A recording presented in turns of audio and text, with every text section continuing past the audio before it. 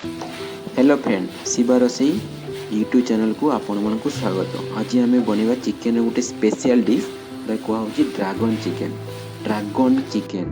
तो dragon chicken दुईटा आप चिकेन सीना वाला पीस नियंतु।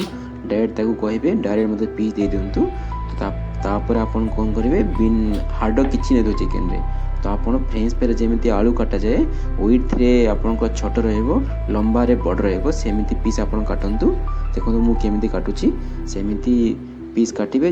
बेसी पतला करेंगे नहीं कि बेसी मोटा करेंगे नहीं, मीडियम साइज रे पीस काटिबे कारण फ्राए करने आमको इजी हम। देखो ये पीसटा थोड़ा मोटे मत लगे टे मोटा है से मुझे दुई पीस करली। मैं देख चिकेन ड्रैगन पीस मोर ए रेडी हो जाइए।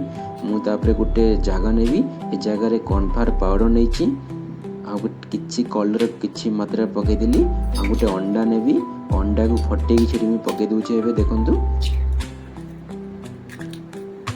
तापर किसी अदा रसुण पेस्ट नेबी, से अदा रसुण पेस्ट को मुझे पकई देछि। तापर आपण अच्छा ताको मिक्सिंग कर दियंतु। देखो मोर ए बढ़िया से मिक्स हो जाइए। तापर मोर जो ड्रैगन रो पीस काटती चिकेन टिके लुण आउ किछि लाल मिर्ची पाउडर देकी ताको आपण माने भल से मिक्सिंग कर दियंतु।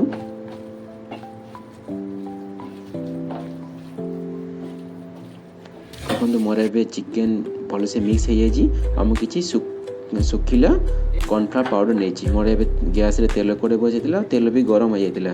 तो मो ड्रैगन जो चिकेन पीस को से पेस्ट रे बुड़े की तापर जाइकी सुखिला आपणकर कॉर्नफ्लावर पाउडर मिसई की तापर जाइकी कड़े रे पकाउछि पीसटा को। तो आपन सेमिति प्रोसेस फॉलो करेंगे।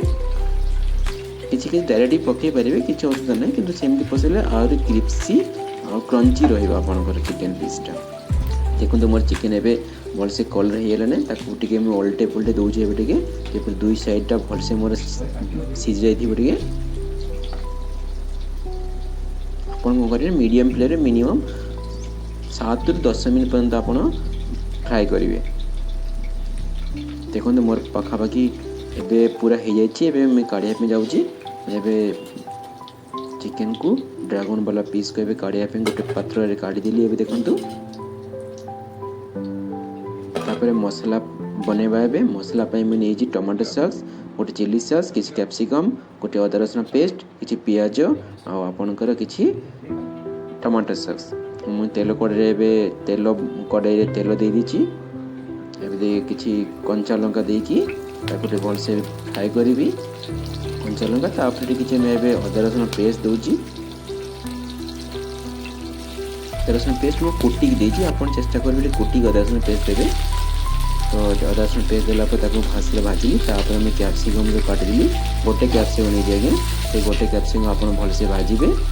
तापर मुझे पियाजटा को केमती काटबे ना आप वर्टिकाली 2टा कट करेंगे, हॉरिजॉन्टली 3टा कट काटबे।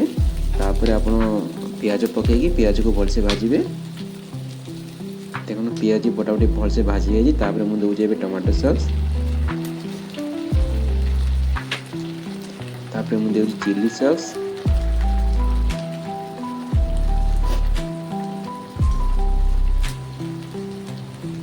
ताको अच्छा से अभी ताको भल से मैं फ्राए करूँगी।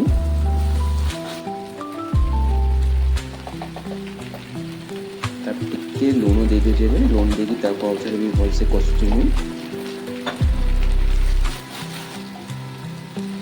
टिके पानी देकी ताको कौन करेंगे ना ताको ढांका देकी ताको रखीदेवी भलसे जमी सीझीज जिनटा मोर।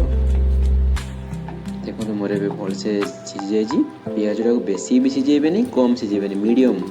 कैप्सिकम सेम जिन तेज देखो मैगी मसला मुझे देदेली। मैगी मसला टे अलग फ्लेवर थाए, मैगी मसला देवे आप तो अलग तार गोटे बढ़िया फ्लेवर। एबे मु जो चिकेन जो छाणी थी जो चिकेन टाक फ्राए करदेली ताको चिकेन देदेली। एबे ताको भलसे मुझे मसला साथी मुझे भलसे मिक्सिंग करदेवी।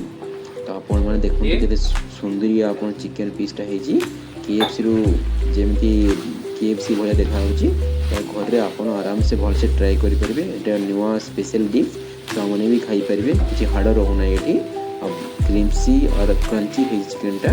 तो यूट्यूब चैनल शिवा रोसई की लाइक करूँ, सब्सक्राइब करूँ।